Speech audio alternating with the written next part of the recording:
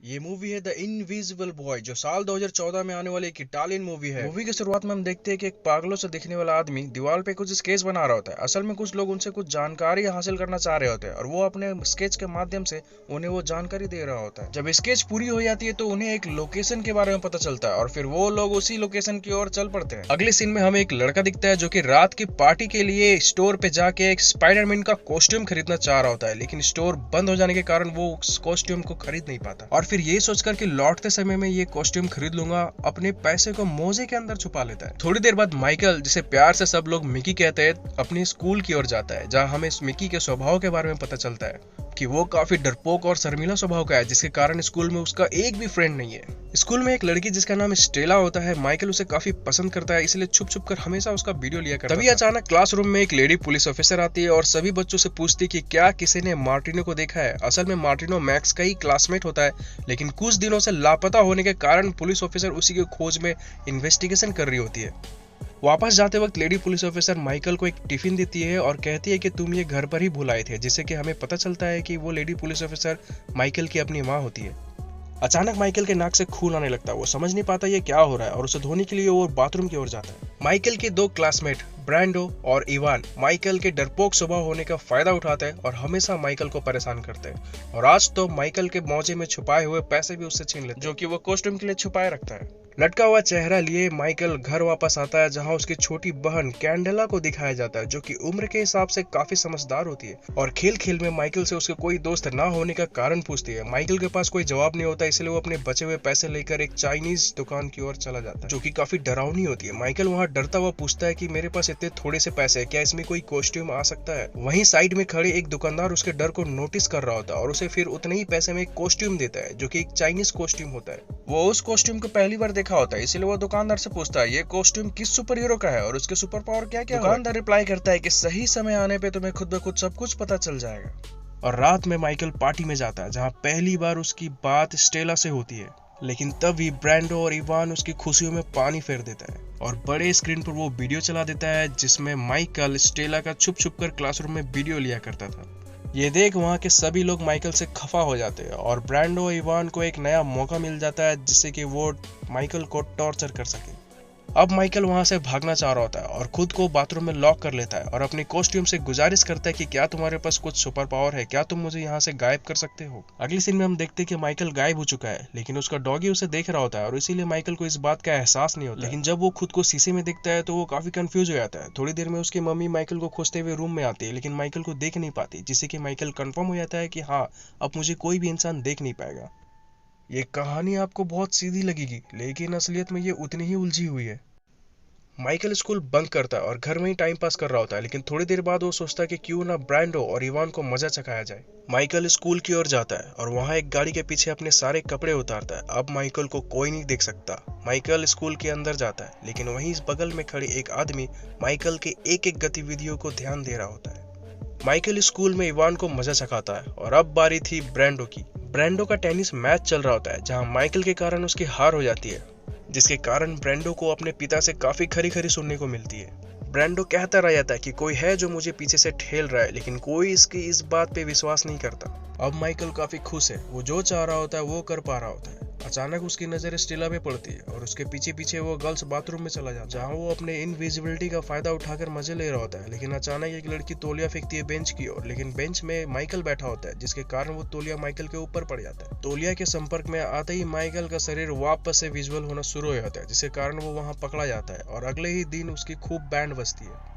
एक दिन मिकी को पता चलता है कि उसकी लेडी पुलिस ऑफिसर अपनी मां नहीं है। उदास होकर वो बाहर जाता है और एक झूला पर बैठकर झूल रहा होता है। तभी वहां स्टेला आती है। वो देखती है कि एक झूला खुद ब खुद झूल रहा है। ये देखते ही हमारी फट जाती है, लेकिन स्टेला काफी साहसी निकली। वो सामने जाकर पूछती है क्या तुम भूत हो, और थोड़ी देर बाद दोनों में बातें होने लगती है और फिर दोस्ती हो जाती है। माइकल अपना असली पहचान नहीं बताता। स्टेला फिर मिलेंगे कहकर वहां से चली जाती है। उधर वही मिस्टीरियस आदमी माइकल के ऊपर नजर रख रहा होता है। अगली सीन में एक आदमी स्टेला को किडनैप कर लेता है और जब उसकी आंख खुलती है तो वो देखती है मार्टिनो और ब्रांडो भी पहले से ही वहां पे किडनैप हुए रहते हैं। इधर मिकी स्टेला को बचाने के लिए वापस से चाइनीज ड्रेस खोजता है, क्योंकि वो चाह कर भी अब गायब नहीं हो पाता है। माइकल की मॉम वो ड्रेस धो चुकी होती है, जिसके कारण वो ड्रेस अब खराब हो चुकी है और ना ही वो काम कर रही होती है। माइकल इस बात पर अपनी माँ पर काफी चिल्लाता है और उदास होकर बाहर चला जाकर एक बीच पे बैठता है। तभी उसे पीछे से आवाज आती है, तुम बेकार कॉस्ट्यूम के कारण उदास बैठे हो, यह शक्तियां तुम्हारे अंदर है, ना कि कॉस्ट्यूम में।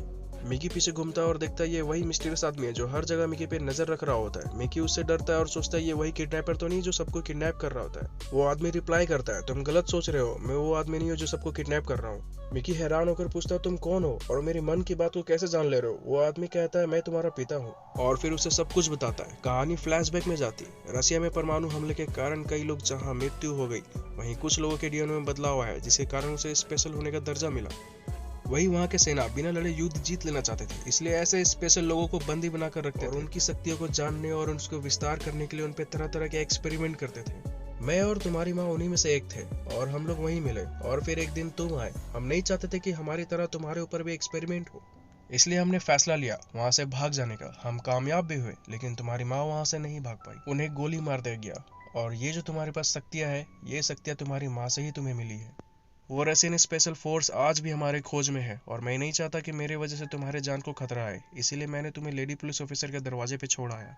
जाते जाते वो अपना नाम आंद्रे बताता है और वो उसे एक कॉस्ट्यूम देता है और कहता है, तुम्हें हर बार की तरह इस बार नंगा होने की जरूरत नहीं है, तुम ये कॉस्ट्यूम पहनो, ये कॉस्ट्यूम तुम्हारे शक्तियों के साथ मैच करेगी और तुम्हारे साथ साथ ये भी गायब हो जाएगी। अगली सीन में मिकी को भी किडनैप करने की कोशिश की जाती है, लेकिन मिकी वहां से भागने में कामयाब हो जाता है। असल में हमने शुरुआती सीन में देखा था कि एक आदमी दीवार पे कुछ स्केच बना रहा होता है। वो आदमी के पास भी सुपर पावर होता है, जिसका पावर ये होता है कि वो किसी के भी कपड़े सूंघकर उसे करंट एड्रेस के बारे में बता देता है, और उसी से माइकल का एड्रेस पता करके वो लोग यहाँ पे आ चुके थे। लेकिन माइकल को ना पकड़कर वो एक एक करके बारी बारी से किसी और को पकड़ रहे थे। चूंकि अब उन लोगों को माइकल की असलियत पता चल चुकी है, इसलिए माइकल इवान के पास जाता है और उसे अपनी सारी सच्चाई बताकर मदद मांगता है। उधर स्टेला काफी मुश्किलों के बाद कैद से निकलकर अपनी लोकेशन के सिग्नल देती है। ये देख मिकी और इवान वहां पहुंचते हैं। दोनों मिलकर अपने सारे दोस्तों को बचा लेते हैं, लेकिन जब स्टेला की बारी आती है तो वो मना कर देती है। वो कहती है कि यहाँ इस बिल्डिंग में एक और आदमी है और उसे भी बचाना जरूरी है, और फिर स्टेला माइकल को उसी आदमी की तलाश में अपने साथ ले जाती है। लेकिन अचानक स्टेला मिकी को उन्हीं लोगों के हवाले कर देती है। ये धोखा मिकी को बर्दाश्त नहीं होता। मिकी उदास होकर उन लोगों के साथ जाने को तैयार हो जाता है, लेकिन अगले ही पल मिकी को पता चलता है कि स्टेला के दिमाग को सामने बैठा विलन कंट्रोल कर रहा होता है, और इसलिए स्टेला ने अनजाने में ऐसा किया। वो लोग मिकी को बहुत परेशान करते हैं और पूछते हैं कि बताओ तुम्हारे पास और कौन कौन सी शक्तियां हैं।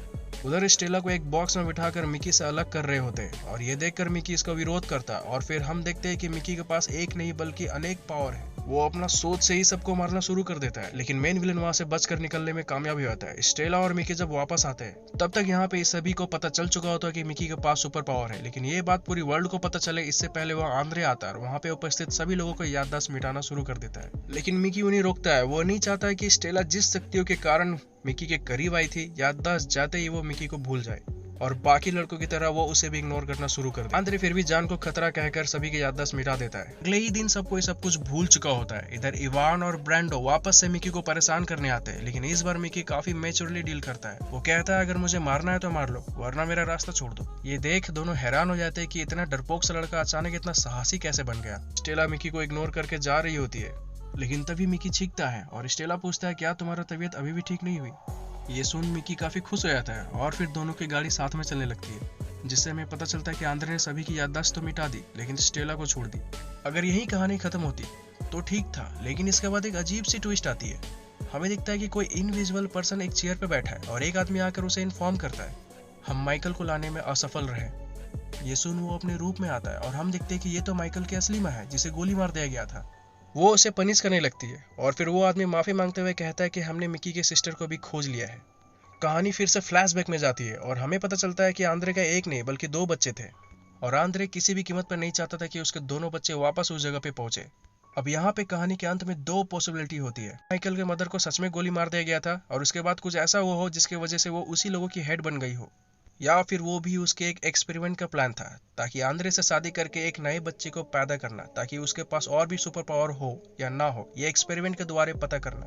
कहानी के अंत में माइकल की माँ सोच रही होती है कि अपने दोनों बच्चों को अपने पास कैसे लेके आए, और कहानी यहाँ पे खत्म हो जाती है। ये कहानी आपको कैसे लगी? अगर अच्छी लगी तो प्लीज प्लीज प्लीज एक लाइक और सब्सक्राइब जरूर कर दीजिएगा।